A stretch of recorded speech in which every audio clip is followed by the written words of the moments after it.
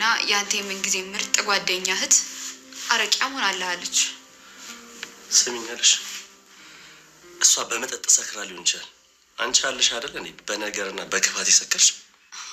ስለዚህ ስካሯን ወደህላታል? ይኸውልሽ ልወድላትም ላልወድላትም ይችላል። እሷ ምናልባት ነገ ስትነቃ ከስካር ትነቃለች። አንቺ ግን እድሜ ልክሽን ከሴራና ከተንኮል ማትርቅ ያለሽ አይደል እንዴ? ዳዊት ሰማሽ ነው? እኔ እየተናገርኩ ያለሁት ስለ አንቺ ክፋት ነው። እድሜ ልክሽን መቼም ከልብሽ የማይወጣ በደምሽ ውስጥ የተዋሃደ ተንኮለኛ ነሽ።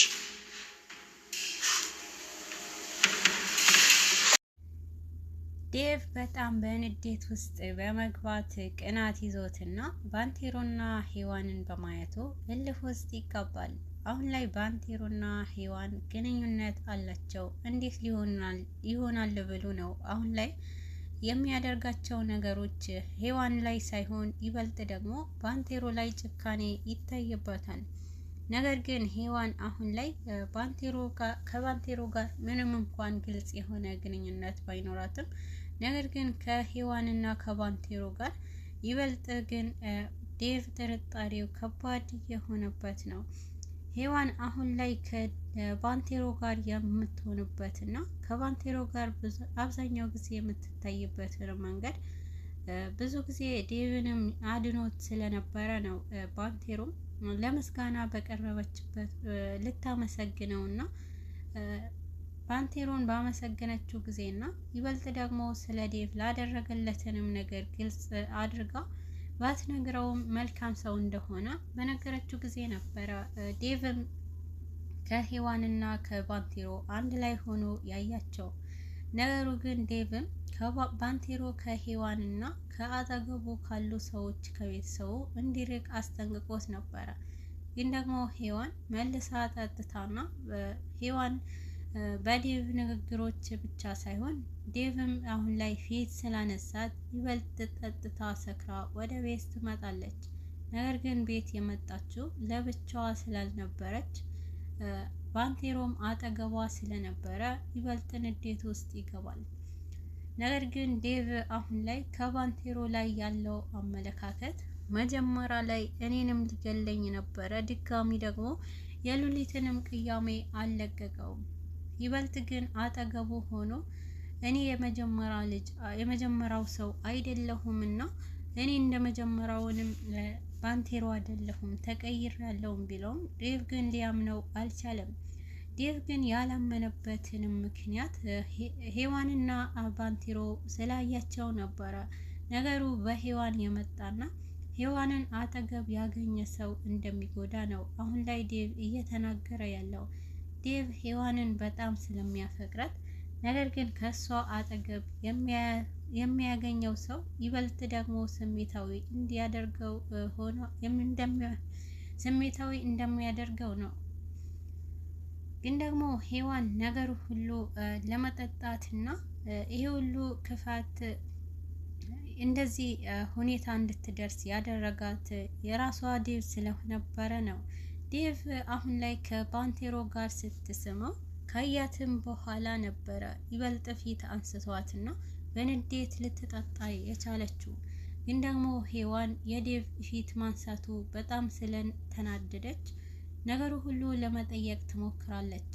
ሔዋን ዴቭን በጠየቀችው ጊዜ ከባንቴሮ ጋር ምን እንደምታደርግና ይሄ ነገር ደግሞ ለሱ እንደሚጎዳት ይነግራታል።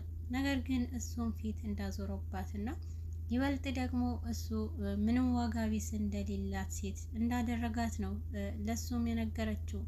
አሁን ላይ ሔዋን ዴቭም ለሚያደርጋቸው ነገሮች ትክክል ብትሆንም ይበልጥ ግን አሁን ላይ ሮዛ አጠገቡ ሆና ነገሩ ሁሉ እንደማይቋጭላቸው ነው ሔዋንም ያሰበችው።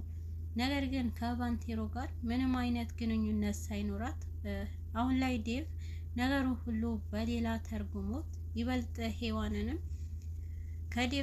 ከባንቴሮ ጋር ሌላ ግንኙነት እንዳላት ይነግራታል። ነገር ግን አሁን ላይ ዴቭ የጠረጠረው ጥርጣሬው ትክክል ከመሆኑ በላይ ባንቴሮ ግን ለሔዋን ያለው አመለካከት በጣም የተቀየረና ልዩ የሆነ አመለካከት ነው።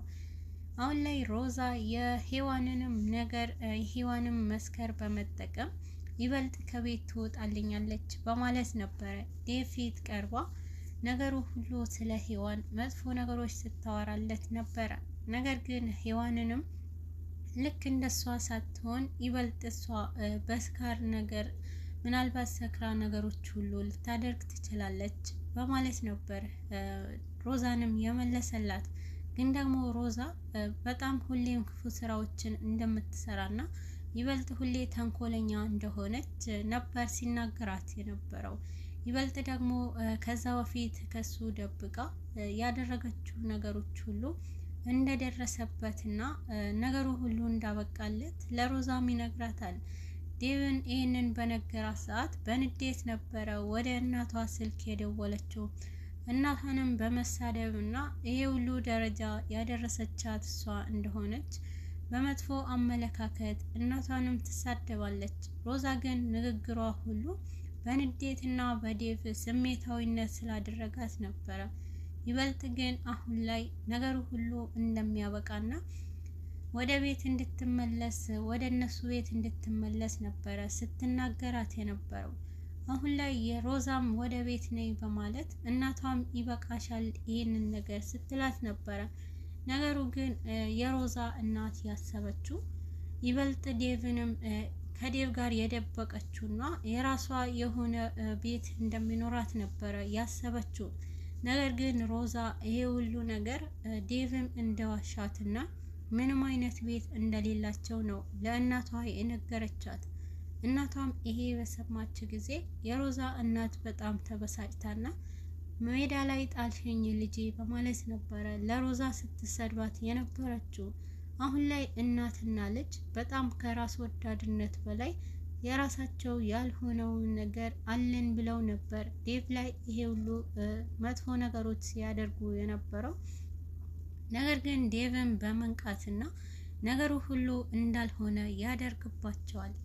ይበልጥ አሁን ላይ ሮዛ በጣም በንዴት ውስጥ ገብታና ባንቴሮና ዴቭንም እንዲወገድላቸው ይበልጥ በውሽማዋ ጠብቆ እንዲያጠፋላት ነው እያደረገች ያለችው። ነገር ግን መጀመሪያ ቅድሚያ ባንቴሮ እንዲወገድና አለበለዚያ እሱንም ካልገደለው ነገሩ ሁሉ እሷንና በሆዷ ውስጥ ላለውንም የሱ የሆነውም ልጅ እንደማያገኝ ስትነግረው ነበረ። ነገር ግን ውሽማዋም በጣም ለሷ ታዛዥ እንደሆነና ሁሉም ነገር እንደሚያደርግላት ነው ሲነግራት የነበረው። አሁን ላይ ዴቭ በጣም በብስጭት ውስጥ ሆኖና ይበልጥ ባንቴሮ ላይ ነገሩ ሁሉ ተቀይሮበት ይገኛል። ባንቴሮ ፍቅር ይዞትና እንደሷ አይነት ሴት እንዳላገኘ በህይወቱ መቼም እንደማያገኝና ቆንጆ ሴት እንደ ሔዋን እንደሌለ ሲያወራ ነበረ። ነገሩ ሔዋንም አሁን ላይ ከሔዋን ፍቅር ይዞት ይበልጥ ሌላ ሰው እንዳይቀድመው ለመናገር ድፍረት ይዞ ነበረ አበባ ይዞ ሲያመራ የነበረው። ነገር ግን ይበልጥ ዴቭና ሔዋን ፍቅረኛሞች መሆናቸው ባለማወቁ ባንቴሮ ግን ደግሞ ሔዋን ከዴቭም አስጠንቅቋትና ይበልጥ ከባንቴሮ ጋር ያላትንም ቅርበት ሁለታቸው ሌላ ግንኙነት እንዳላቸው ሲጠይቃት ነበረ። ነገር ግን ሔዋንም የተናገራት ነገር ስህተት እንደሆነና ምንም እንኳን ለማሳመን ብትሞክርም ዴቭም ወንድ ከመሆኑ የተነሳ ነበረ ሔዋን አሁን ላይ ባንቴሮ ሁሉ ነገሩ በፍቅር ነው ብሎ ሊያሳምናት የቻለው። ይበልጥ ግን ሔዋን በዴቭንም ንግግር በማመን ወደ ባንቴሮ በማምራትና ባንቴሮንም እውነተኛ እጎዳዋለሁ ብሎ ዴቭም ስለነገራት፣ ነገር ግን ይሄንን ነገር እውነት ከሆነ ብላ ነበር ከባንቴሮ ጋር ንግግር ያደረገችው።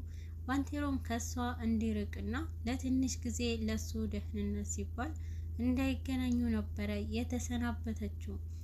ነገር ግን አሁን ላይ ባንቴሮ ሁሉንም ለመናገር ያሰበውንም የፍቅር ግንኙነት ሳይናገር ወደ ቤቱ ይመለሳል። ግን ደግሞ ሔዋን አሁን ላይ የዴቭንም ፍቅር ብቻ ሳይሆን ትዕግስተኝነቷም ጨምሯል።